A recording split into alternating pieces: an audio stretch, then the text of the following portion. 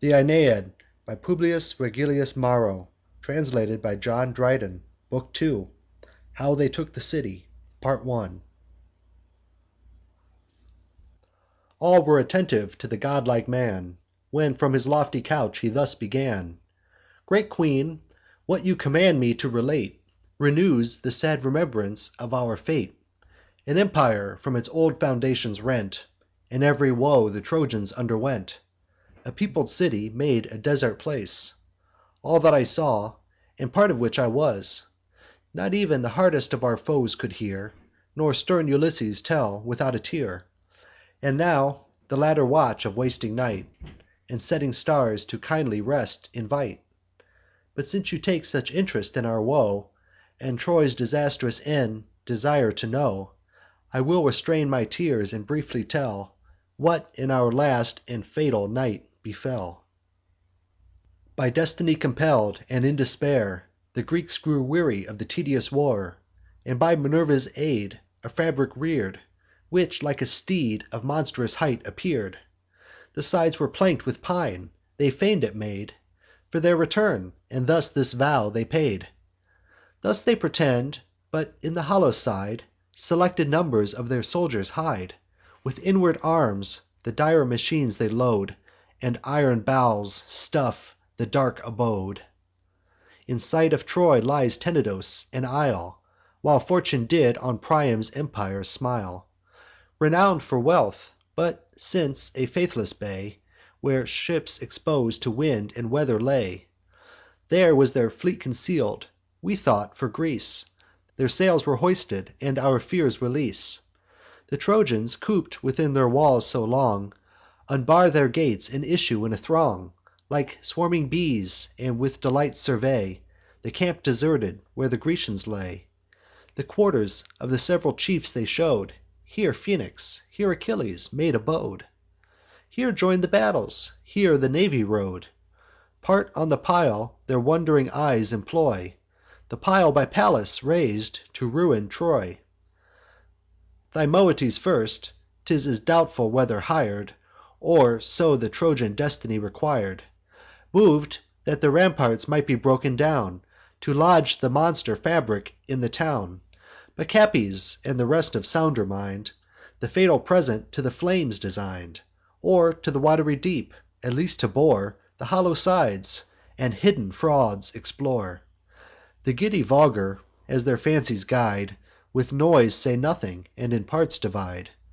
Laocoon, follow'd by a num'rous crowd, Ran from the fort, and cried from afar aloud: "O wretched countrymen, what fury reigns? What more than madness has possess'd your brains? Think you the Grecians from your coasts are gone? And are Ulysses' arts no better known?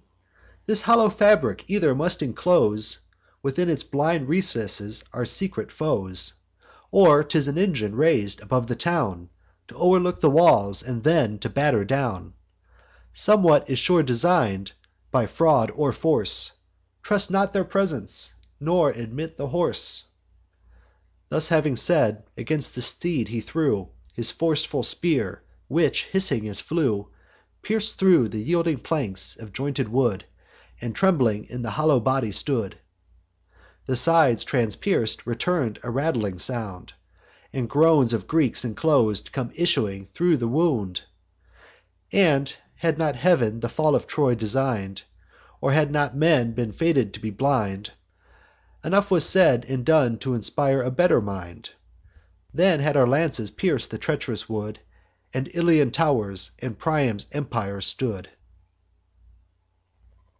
Meantime, with shouts, the Trojan shepherds bring A captive Greek, in bands, before the king, Taken to take, who made himself their prey, T' impose on their belief, and Troy betray.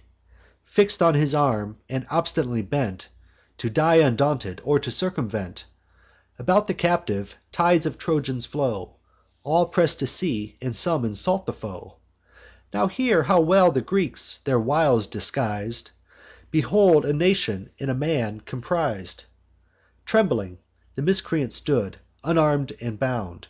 He star'd, and roll'd his haggard eyes around; Then said: "Alas, what earth remains? What sea is open to receive unhappy me? What fate a wretched fugitive attends, Scorn'd by my foes, abandon'd by my friends?" He said, and sigh'd, and cast a rueful eye. Our pity kindles, and our passions die.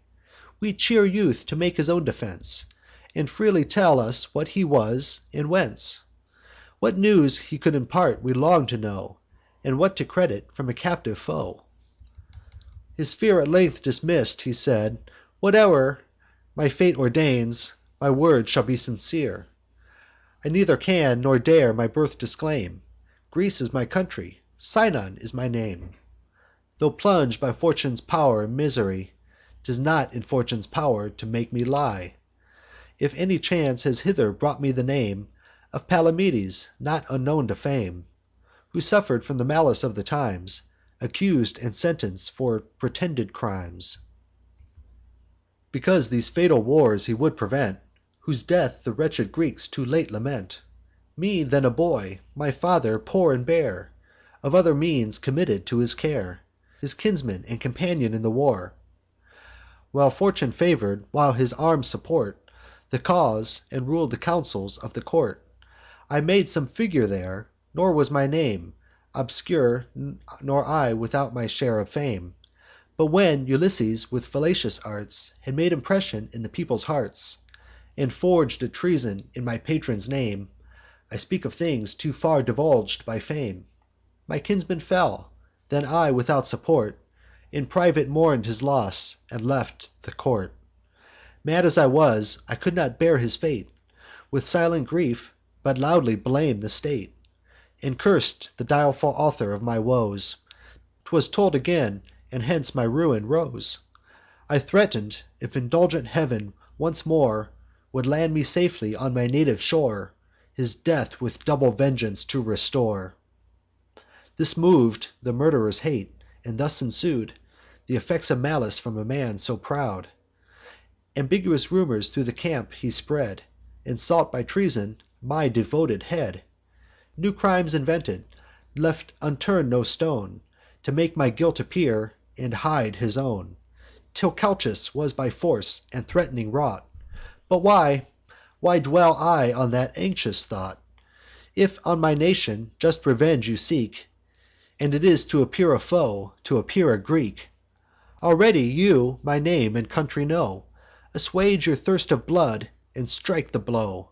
My death will both the kingly brothers please, And set insatiate Ithacus at ease. This fair unfinish'd tale, these broken starts, Rais'd expectations in our longing hearts, Unknowing as we were in Grecian arts.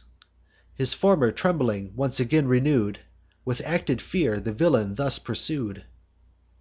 Long had the Grecians, tir'd with fruitless care, And wearied with an unsuccessful war, Resolv'd to raise the siege, and leave the town; And, had the gods permitted, they had gone. But oft the wintry seas and southern winds Withstood their passage home, and chang'd their minds. Portents and prodigies their souls amaz'd, But most when this stupendous pile was rais'd. Then flaming meteors hung in air were seen, And thunders rattled thro' a sky serene. Dismay'd, and fearful of some dire event, Eurypylus to enquire their fate was sent. He from the gods this dreadful answer brought: "O Grecians, when the Trojan shores you sought, Your passage with a virgin's blood was bought. So must your safe return be bought again, And Grecian blood once more t' atone the main." The spreading rumour round the people ran; All fear'd, and each believ'd himself the man. Ulysses took th' advantage of their fright, Call'd Calchas, and produc'd in open sight.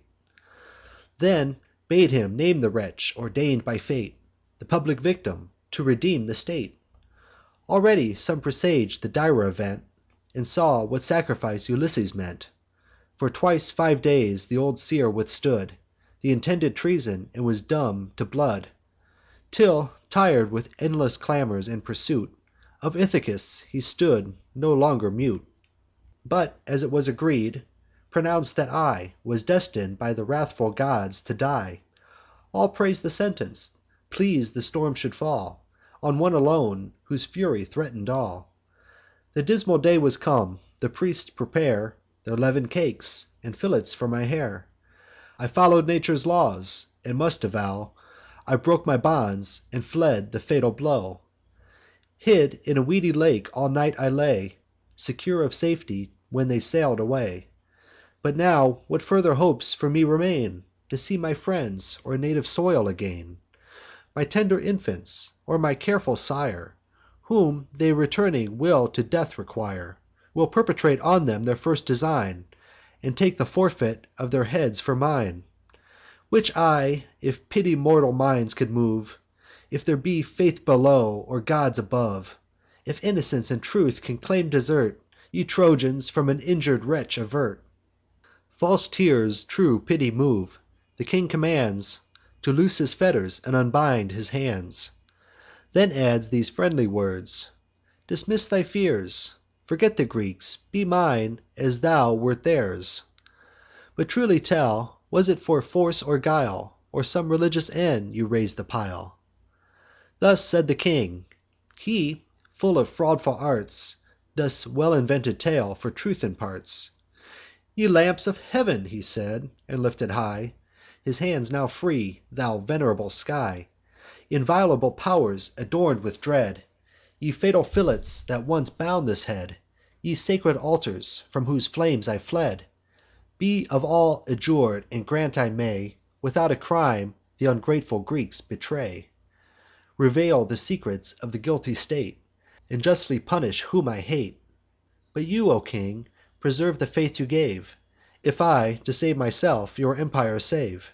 The Grecian hopes, and all th' attempts they made, Were only founded on Minerva's aid.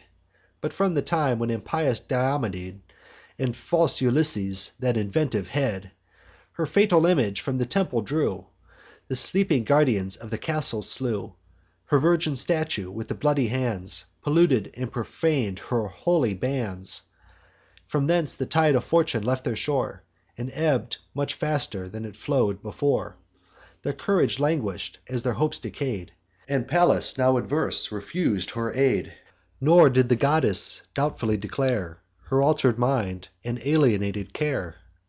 When first her fatal image touch'd the ground, She sternly cast her glaring eyes around, That sparkled as they roll'd, and seem'd to threat. Her heav'nly limbs distill'd a briny sweat. Thrice from the ground she leapt, and was seen to wield Her brandish'd lance, and shake her horrid shield. Then Calchas bade our host for flight, And hope no conquest from the tedious war. Till first they sail'd for Greece, their pray'rs besought Her injur'd pow'r, and better omens brought.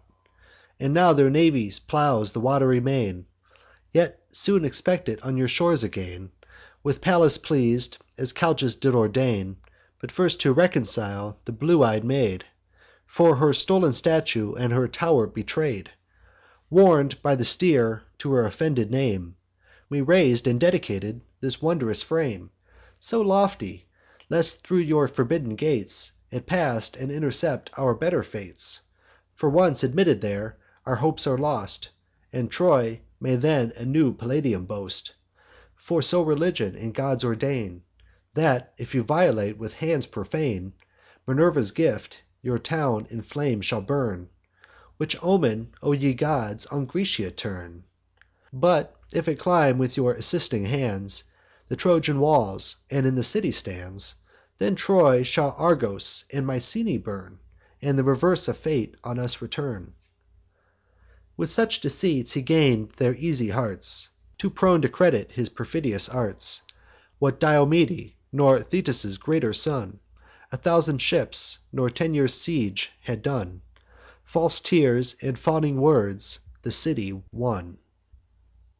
A greater omen, and of worse portent, Did our unwary minds with fear torment, Concurring to produce the dire event. Laocoon, Neptune's priest by lot that year, With solemn pomp then sacrific'd a steer. When, dreadful to behold, from the sea we spied 2 serpents, rank abreast, the seas divide, And smoothly sweep along the swelling tide. Their flaming crests above the waves they show, Their bellies seem to burn the seas below. Their speckled tails advance to steer their course, And on the sounding shore the flying billows force. And now the strand, and now the plain they held. Their ardent eyes with bloody streaks were fill'd. Their nimble tongues they brandish'd as they came, And lick'd their hissing jaws that sputter'd flame. We fled amaz'd, their destined way to take, And to Laocoon and to his children make. At first round the tender boys they wind, Then with their sharpen'd fangs their limbs and bodies grind. The wretched father running to their aid, With pious haste, but vain, they next invade. Twice round his waist their winding volumes roll'd, And twice about his gasping throat they fold. The priest, thus doubly chok'd, their crests divide, And tow'ring o'er his head in triumph ride. With both his hands he labours at the knots; His holy fillets the blue venom blots; His roaring fills the flitting air around. Thus, when an ox receives a glancing wound, He breaks his bands, the fatal altar flies, And with loud bellowing breaks the yielding skies. Their tasks perform'd, the serpents quit their prey, And to the tow'r Pallas make their way. Couch'd at her feet, they lie protected there By her large buckler and protended spear. Amazement seizes all; the general cry Proclaims Laocoon justly doom'd to die, Whose hand the will of Pallas had withstood, And dar'd to violate the sacred wood. All vote to admit the steed, that vows be paid, And incense offer'd to th' offended maid.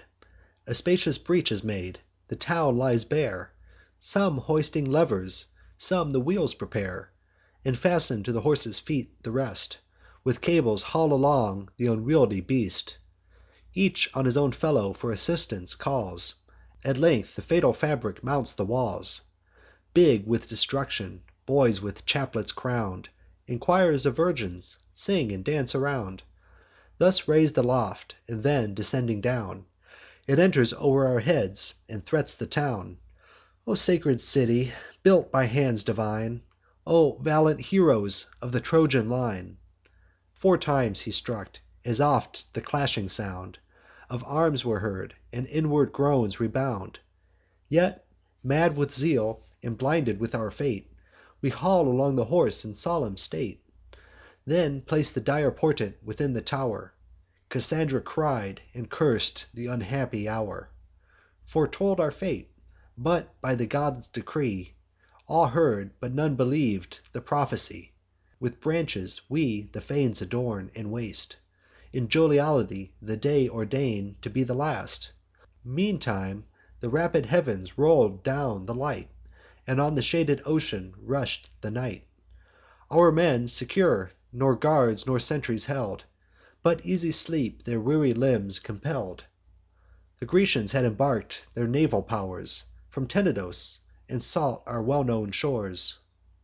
Safe under covert of the silent night, And guided by th' imperial galley's light, When Sinon, favour'd by the partial gods, Unlock'd the horse, and oped his dark abodes, Restor'd to the vital air our hidden foes, Who joyful from their long confinement rose; Tysander bold, and Sthenelus their guide, And dire Ulysses down the cable slide.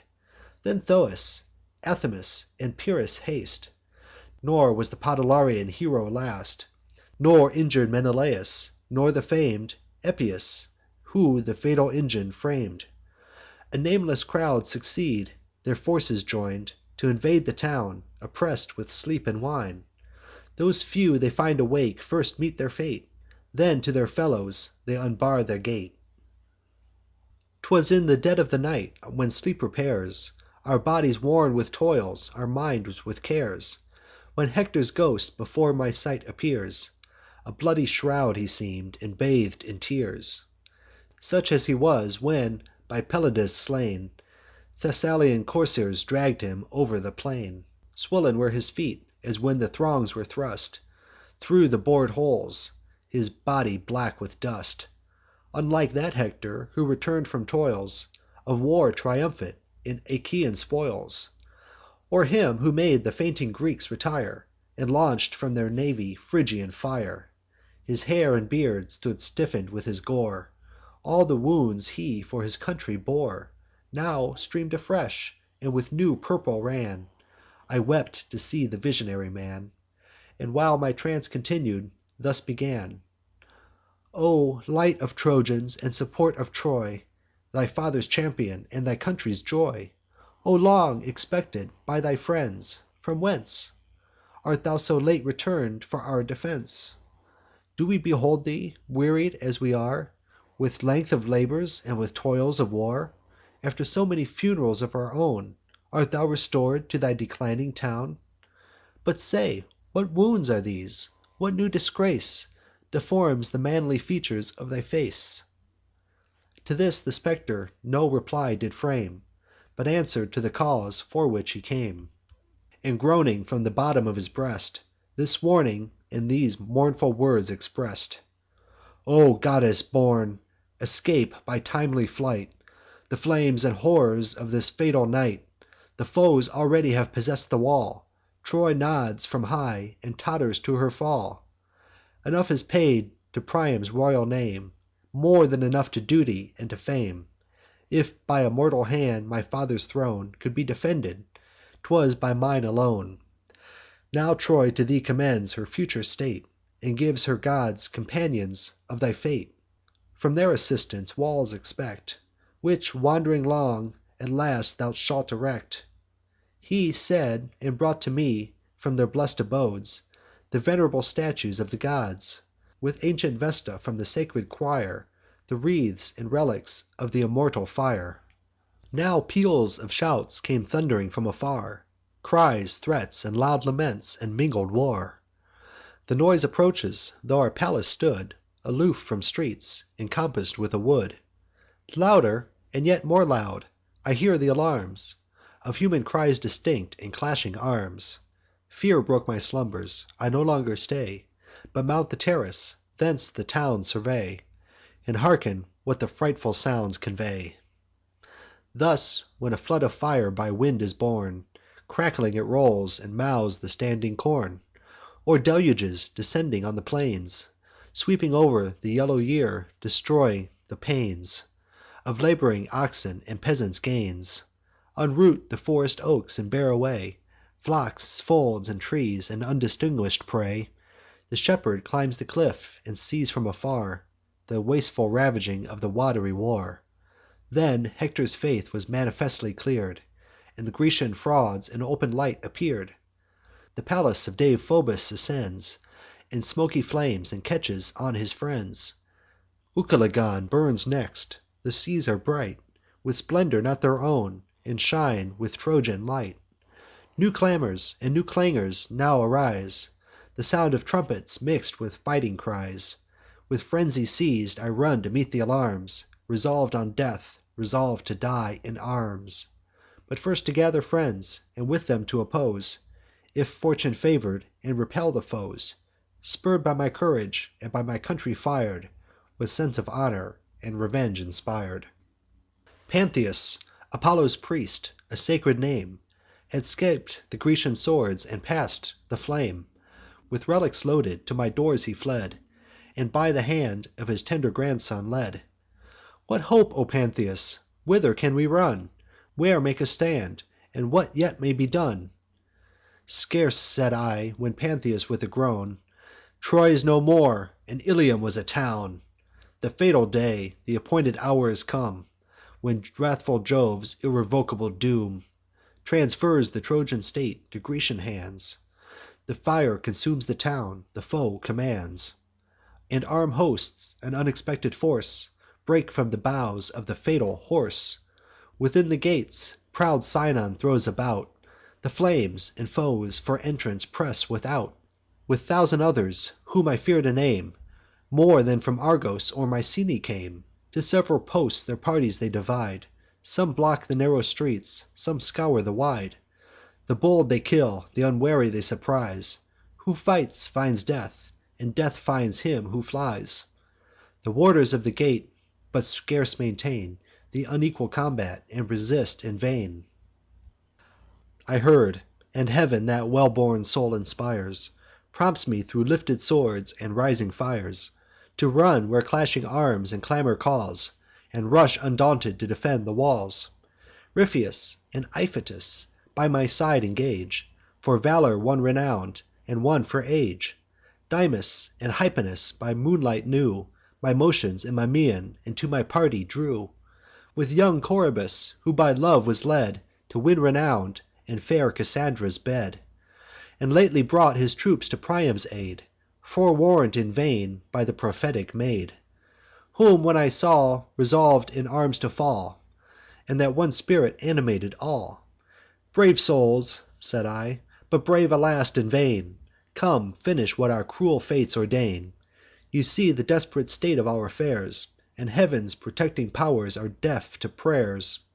The passive gods, behold, the Greeks defile their temples, and abandon to the spoil their own abodes. We, feeble few, conspire to save a sinking town involv'd in fire. Then let us fall, but fall amidst our foes. Despair of life the means of living shows. So bold a speech encourag'd their desire of death, and added fuel to their fire. As hungry wolves, with raging appetite, scour thro' the fields, nor fear the stormy night, their whelps at home expect the promis'd food, and long to temper their dry chaps in blood; so rush'd we forth at once, resolv'd to die, resolv'd in death the last extremes to try. We leave the narrow lanes behind, and dare th' unequal combat in the public square. Night was our friend, our leader was despair. What tongue can tell the slaughter of that night?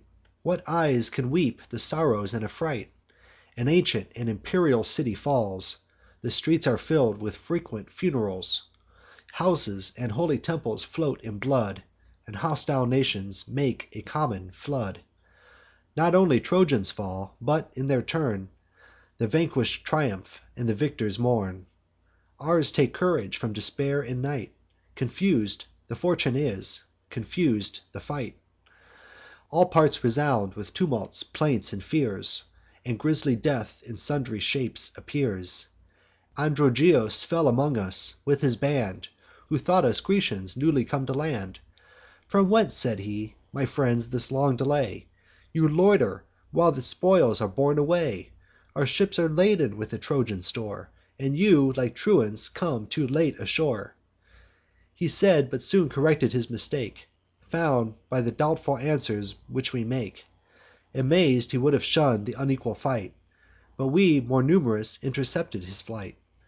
As when some peasant in a bushy brake has with unwary footing press'd a snake, he starts aside, astonish'd, when he spies his rising crest, blue neck, and rolling eyes; so from our arms surpris'd Androgeos flies. In vain; for him and his we compass'd round, possess'd with fear, unknowing of the ground, and of their lives an easy conquest found. Thus fortune on our first endeavour smil'd. Coroebus then, with youthful hopes beguil'd, swoln with success and a daring mind, this new invention fatally design'd. My friends, said he, since fortune shows the way, 'Tis fit that we should th' auspicious guide obey. For what has she, these Grecian arms, bestow'd, but their destruction, and the Trojans' good? Then change we shields, and their devices bear; let fraud supply the want of force in war. They find us arms. This said, himself he dress'd in dead Androgeos' spoils, his upper vest, his painted buckler, and his plumy crest. Thus Ripheus, Dymas, all the Trojan train, lay down their own attire, and strip the slain. Mix'd with the Greeks, we go with ill presage, flatter'd with hopes to glut our greedy rage. Unknown, assaulting whom we blindly met, and strew with Grecian carcasses the street. Thus, while their straggling parties we defeat, some to the shore and safer ships retreat, and some, oppress'd with more ignoble fear, remount the hollow horse, and pant in secret there. But ah! what use of valour can be made, when heav'n's propitious powers refuse their aid? Behold the royal prophetess, the fair Cassandra, dragg'd by her dishevel'd hair, whom not Minerva's shrine, nor sacred bands, in safety could protect from sacrilegious hands. On heav'n she cast her eyes, she sigh'd, she cried; 'twas all she could; her tender arms were tied. So sad a sight Coroebus could not bear, but, fir'd with rage, distracted with despair, amid the barb'rous ravishers he flew. Our leader's rash example we pursue; But storms of stones from the proud temple's height Pour down, and on our batter'd helms alight. We from our friends receiv'd this fatal blow, Who thought us Grecians, as we seem'd in show. They aim at the mistaken crests, from high, And ours beneath the pond'rous ruins lie. Then, mov'd with anger, and disdain to see Their troops dispers'd, the royal virgins free, the Grecians rally, and their pow'rs unite, With fury charge us, and renew the fight. The brother kings with Ajax join their force, And the whole squadron of Thessalian horse. Book 2, Part 1. Book 2, Part 2 of the Aeneid. Thus when the rival winds their quarrel try, Contending for the kingdom of the sky, South, east, and west, on airy coursers borne, The whirlwind gathers, and the woods are torn. Then Nereus strikes the deep; the billows rise, And mix'd with ooze and sand pollute the skies. And troops we squander'd first again appear From sev'ral quarters, and inclose the rear. They first observe, and to the rest betray Our diff'rent speech, and our borrow'd arms survey. Oppress'd with odds, we fall: Coroebus first, At Pallas' altar, by Peneleus pierc'd. Then Ripheus follow'd, in th' unequal fight, Just of his word, observant of the right. Heav'n thought not so: Dymas their fate attends, With Hypanis, mistaken by their friends; Nor Pantheus thee, thy mitre, nor the bands Of awful Phoebus, sav'd from impious hands. Ye Trojan flames, your testimony bear What I perform'd, and what I suffer'd there. No sword avoiding, in the fateful strife, Expos'd to death, and prodigal of life. Witness, ye heavens, I live not by my fault; I strove to have deserv'd the death I sought. But, when I could not fight, and would have died, Borne off to distance by the growing tide, Old Iphitus and I were hurried thence, With Peleus wounded, and without defence. New clamours from th' invested palace ring; We run to die, or disengage the king. So hot th' assault, so high the tumult rose, While ours defend, and while the Greeks oppose, As all that Dardan and Argolic race Had been contracted in that narrow space; Or as Ilium else were void of fear, And tumult, war, and slaughter only there. Their targets in a tortoise cast, the foes, Securely advancing, to the turrets rose. Some mount the scaling ladders; some, more bold, Swerve upwards, and by posts and pillars hold. Their left hand gripes their bucklers in th' ascent, And with their right they seize the battlement. From their demolish'd tow'rs the Trojans throw Huge heaps of stones, that, falling, crush the foe. And heavy beams and rafters from the sides; Such arms their last necessity provides. And gilded roofs come tumbling from on high, The marks of state, and of ancient royalty. The guards below, fix'd in the pass, attend The charge undaunted, and the gate defend. Renew'd in courage, and with recover'd breath, A second time we ran to tempt our death. To clear the palace from the foe, succeed The weary living, and revenge the dead. A postern door, yet unobserv'd and free, Join'd by the length of a blind gallery, To the king's closet led; a way well known To Hector's wife, while Priam held the throne, Thro' which she brought Astyanax unseen, To cheer his grandsire, and his grandsire's queen. Thro' this we pass, and mount the tow'r, from whence With unavailing arms the Trojans make defence. From this the trembling king had oft descried The Grecian camp, and saw their navy ride. Beams from its lofty height with swords we hew; Then, wrenching with our hands, th' assault renew. And, where the rafters on the columns meet, We push them headlong with our arms and feet. The lightning flies not swifter than the fall, Nor thunder louder than the ruin'd wall. Down goes the top at once; the Greeks beneath Are piecemeal torn, or pounded into death. Yet more succeed, and more to death are sent. We cease not from above, nor they below relent. Before the gate stood Pyrrhus, threat'ning loud, With glitt'ring arms, conspicuous in the crowd. So shines, renew'd in youth, the crested snake, Who slept the winter in a thorny brake; And, casting off his slough when spring returns, Now looks aloft, and with new glory burns. Restor'd with poisonous herbs his ardent sides Reflect the sun; and rais'd on spires he rides. High o'er the grass, hissing, he rolls along, And brandishes by fits his forky tongue. Proud Periphas and fierce Automedon, His father's charioteer, together run To force the gate. The Scyrian infantry Rush'd in on crowds, and the barr'd passage free.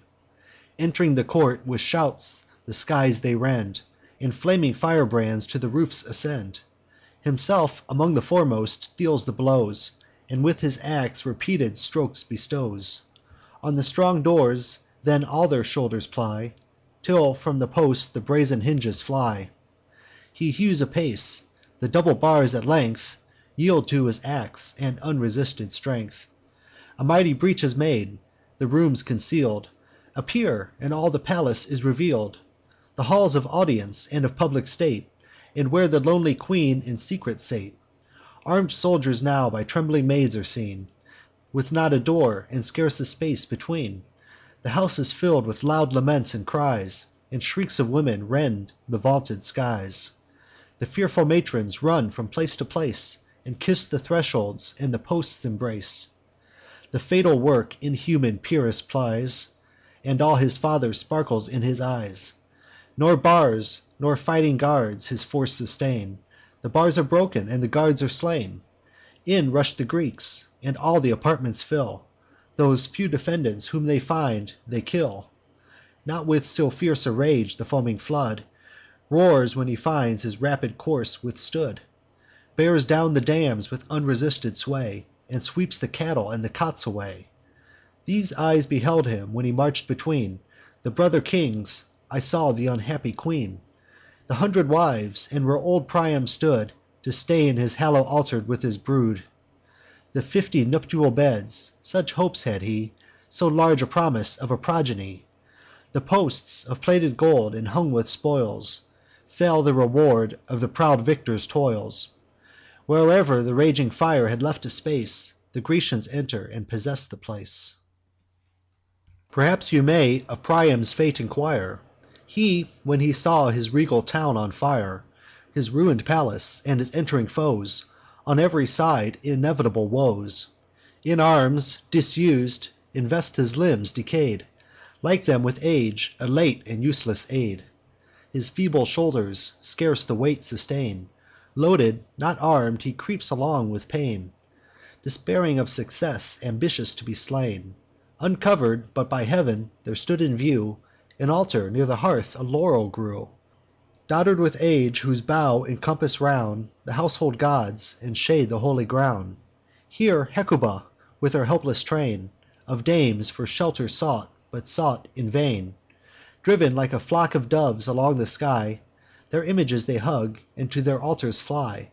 The queen, when she beheld her trembling lord, And hanging by his side a heavy sword, "What rage," she cried, "has seiz'd my husband's mind? What arms are these, and to what use design'd? These times want other aids. Were Hector here, Ev'n Hector now in vain, like Priam, would appear. With us one common shelter thou shalt find, Or in one common fate with us be join'd." She said, and with a last salute embrac'd The poor old man, and by the laurel plac'd. Behold, Polites, one of Priam's sons, Pursued by Pyrrhus, there for safety runs. Thro' swords and foes, amaz'd and hurt, he flies, Thro' empty courts and open galleries. Him Pyrrhus, urging with his lance, pursues, And often reaches, and his thrusts renews. The youth, transfix'd with lamentable cries, Expires before his wretched parents' eyes; Whom, gasping at his feet, when Priam saw, The fear of death gave place to nature's law. And, shaking more with anger than with age, "The gods," said he, "requite thy brutal rage.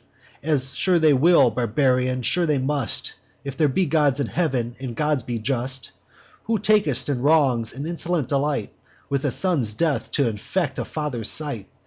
Nor he, whom thou and lying fame conspire To call thee his, not he, thy vaunted sire. Thy us'd my wretched age; the gods he fear'd, The laws of nature and of nations heard. He cheer'd my sorrows, and, for sums of gold, The bloody carcass of my Hector sold; Pitied the woes a parent underwent, and set me back in safety from his tent." This said, his feeble hand a jav'lin threw, Which, flutt'ring, seem'd to loiter as it flew. Just, and but barely, to a mark it held, And faintly tinkled on the brazen shield. Then Pyrrhus said: "Go thou from me to fate, And to my father my foul deeds relate. Now die!" And with that he dragg'd the trembling sire, Sliddering thro' the clotter'd blood and holy mire. The mingled paste his murder'd son had made, Haul'd from beneath the violated shade, And on the sacred pile the royal victim laid. His right hand held his bloody falchion bare, His left he twisted in his hoary hair.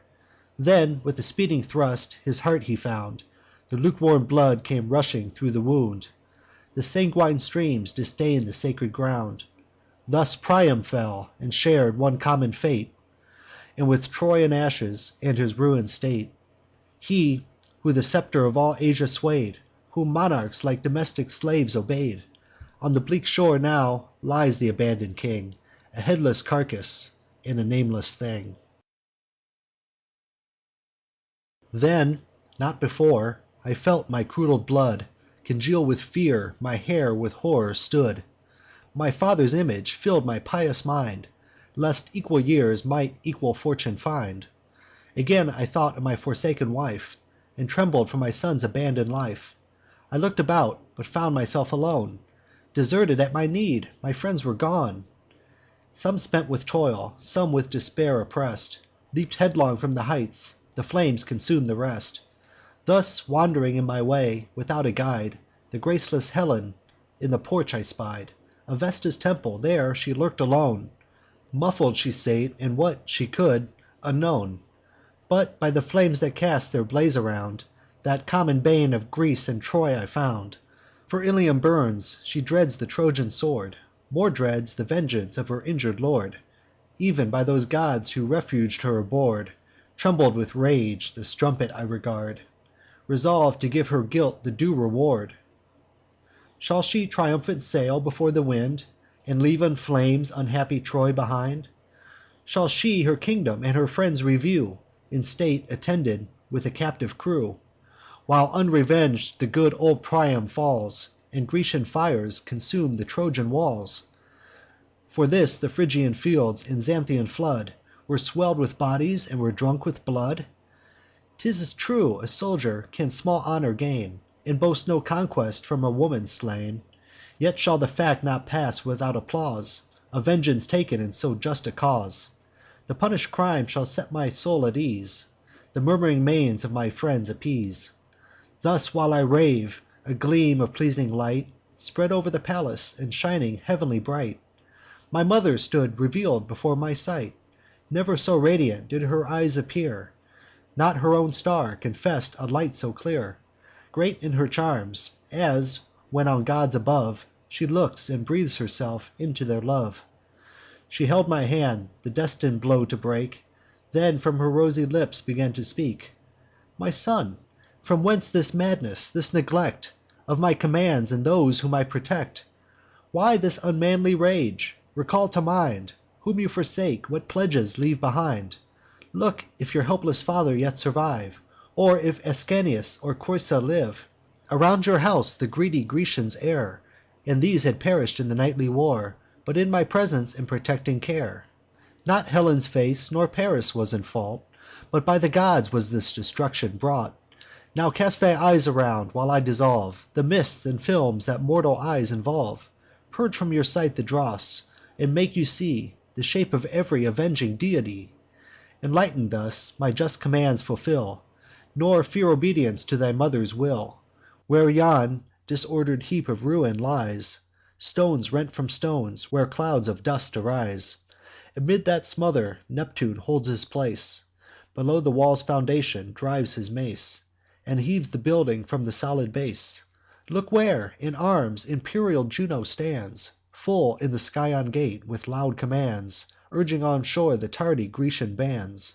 See, see! Pallas, on her snakely buckler proud, Bestrides the tow'r, refulgent thro' the crowd.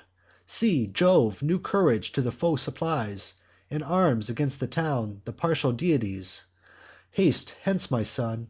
this fruitless labour end. Haste, where your troubling spouse and sire attend. Haste, and a mother's care your passage shall befriend." She said, and swiftly vanish'd from my sight, Obscur'd in clouds and gloomy shades of night. I look'd, I listen'd; dreadful sounds I hear, And the dire forms of hostile gods appear. Troy sunk in flames I saw, nor could prevent; And Ilium from its old foundations rent, Rent like a mountain ash, which dar'd the winds, And stood the sturdy strokes of lab'ring hinds. About the roots the cruel ax resounds, And stumps are pierc'd with oft repeated wounds. The war is felt on high; the nodding crown Now threats a fall, and throws the leafy honours down.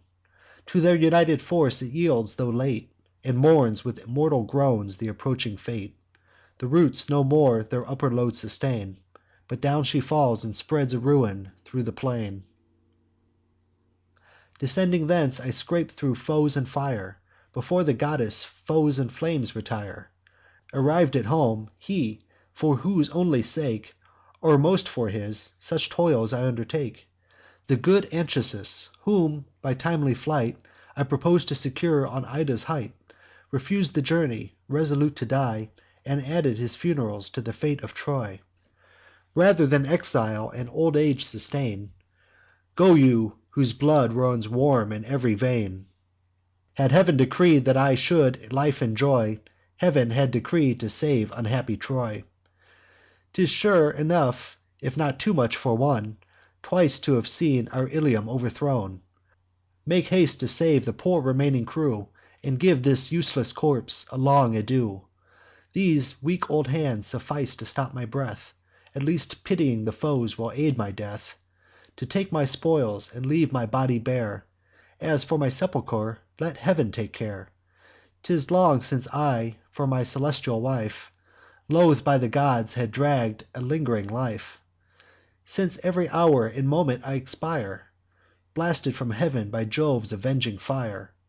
This oft repeated, he stood fix'd to die. Myself, my wife, my son, my family, entreat, Pray, beg, and raise a doleful cry. What! will he still persist, on death resolve, And in his ruin all his house involve? He still persists, his reason to maintain. Our prayers, our tears, our loud laments are vain. Urg'd by despair, again I go to try The fate of arms, resolv'd in fight to die. What hope remains, but what my death must give? Can I, without so dear a father, live? You term it prudence; what I baseness call. Could such a word from such a parent fall?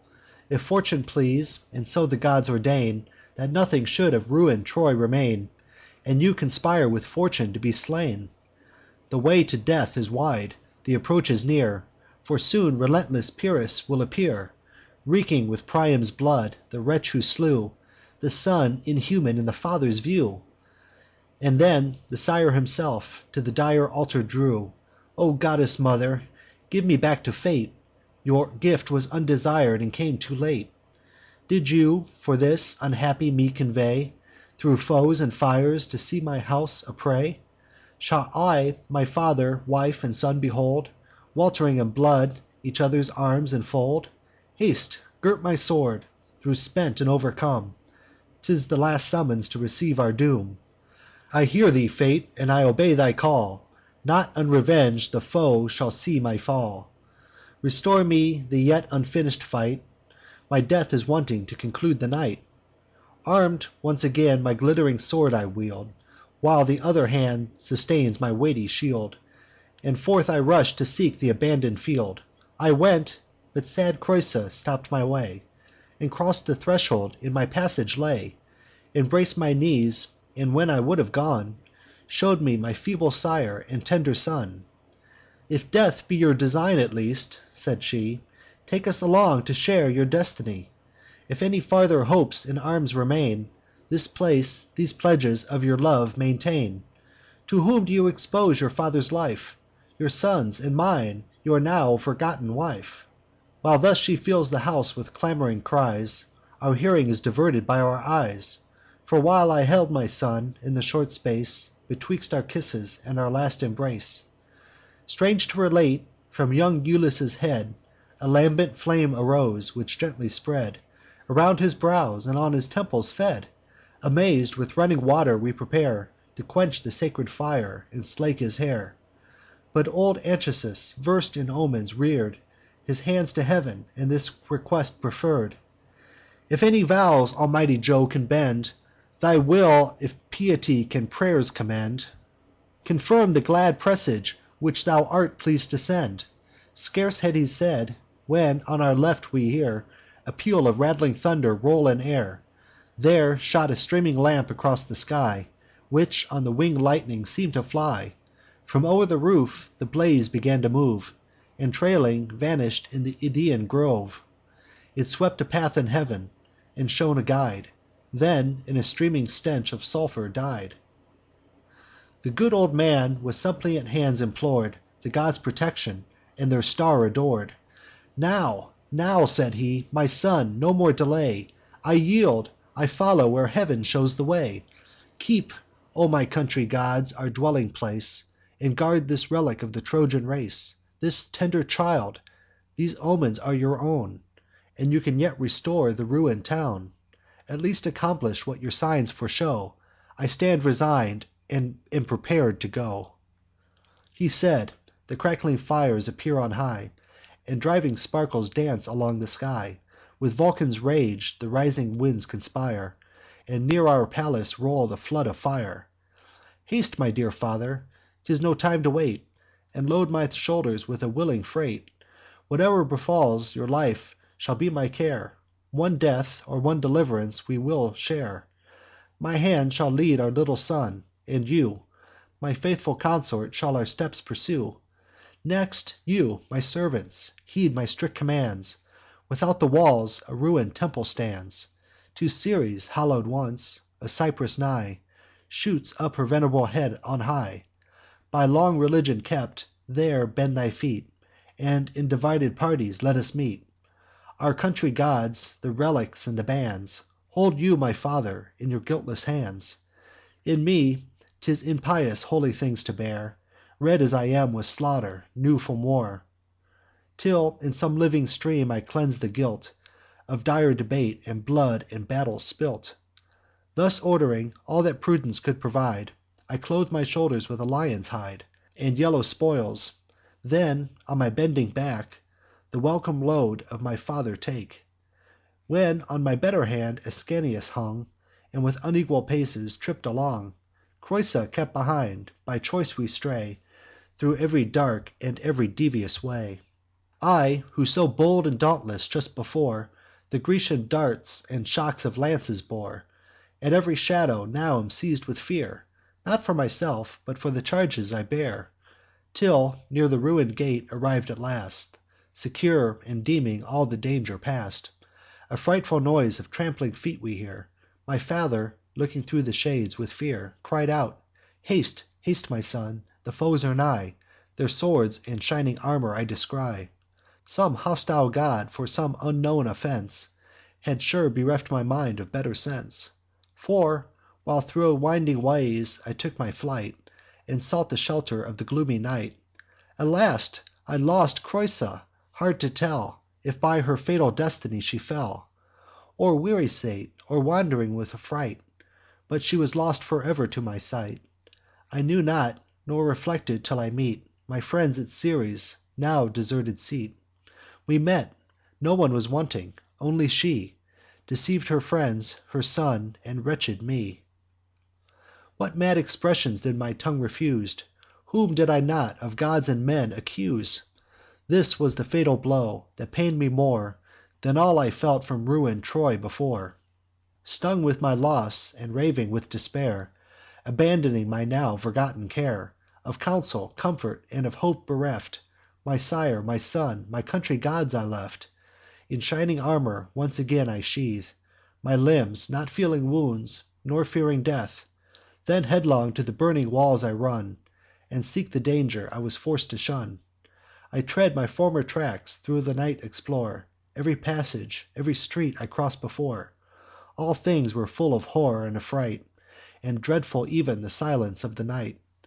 Then to my father's house I make repair, with some small glimpses of hope to find her there. Instead of her, the cruel Greeks I met. The house was filled with foes, with flames beset. Driven on the wings of winds, whole sheets of fire thro' air transported to the roofs aspire.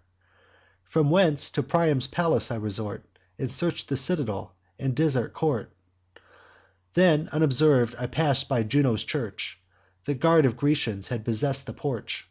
There Phoenix and Ulysses watch prey, and thither all the wealth of Troy convey: the spoils which they from ransack'd houses brought, and golden bowls from burning altars caught; the tables of the gods, the purple vests, the people's treasure, and the pomp of priests; a rank of wretched youths with pinion'd hands, and captive matrons in long order stands. Then with ungovern'd madness I proclaim thro' all the silent street Creusa's name. Creusa still I call; at length she hears, and sudden thro' the shades of night appears. Appears no more Creusa, nor my wife, but a pale spectre larger than the life. Aghast, astonish'd, and struck dumb with fear, I stood; like bristles rose my stiffen'd hair. Then thus the ghost began to soothe my grief: "Nor tears nor cries can give the dead relief. Desist, my much lov'd lord, to indulge your pain: You bear no more than what the gods ordain.